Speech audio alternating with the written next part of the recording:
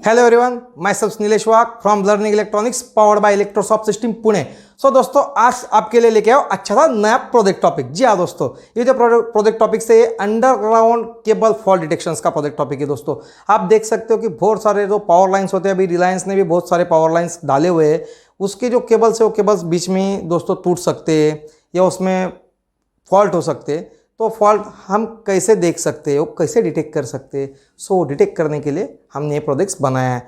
तो ये प्रोजेक्ट्स में दोस्तों आपको जगह जगह पे हमें नोट्स लेने पड़ते हैं। दोस्तों एक्चुअली जो हमारा 1 किलोमीटर पे एक आधा केबल्स फॉल्टी है, तो वहाँ पे हमें नोट लेना पड़ेगा कि यहाँ पे फॉल्टी है। 2 किलोमीटर में फॉल्टी, तो वहाँ पे भी एक नोट देना होता है और वो सेंसिंग नोट हमें बताते हैं कि ये केबल यहाँ पे ब्रेक हुआ है करके। सो दोस्तों, इस प्रोजेक्ट के माध्यम से आपको अच्छी तरह से समझ जाएगा। आप वो प्रोजेक्ट्स पूरा अंत तक देखते रहिए। चलो चलते हैं प्रैक्टिकल की ओर।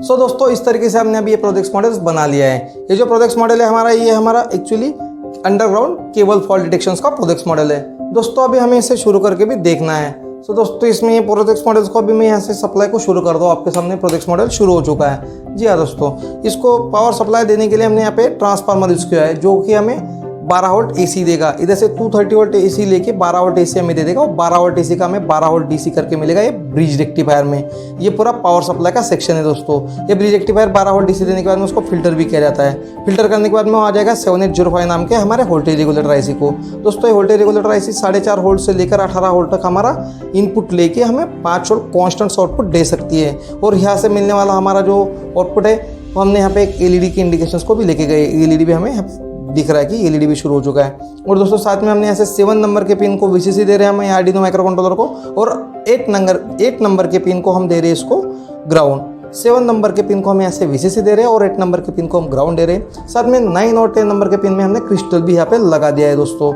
और ये BCD पोर्ट के हिसाब से हमने यहाँ पे अभी LCD भी सेट कर लिया है। तो दोस्तों ये मेरा LCD है, यहाँ पे मैं फॉल्ट दिखा रहा हूँ R केबल में का, Y केबल में का और B केबल में का। अंडरग्राउंड जो केबल्स होती है उसके लिए मैंने यहाँ पे R केबल के लिए 1 किलोमीटर पे एक नोड डाला हुआ है, 2 किलोमीटर पे दूसरा नोड डाला है। स्विच रॉकर स्विच मैंने यहाँ पे यूज़ किए हुए, 3 किलोमीटर पे तीसरा और 4 किलोमीटर पे चौथा। वैसा मैंने Y में भी अरेंज कर लिए।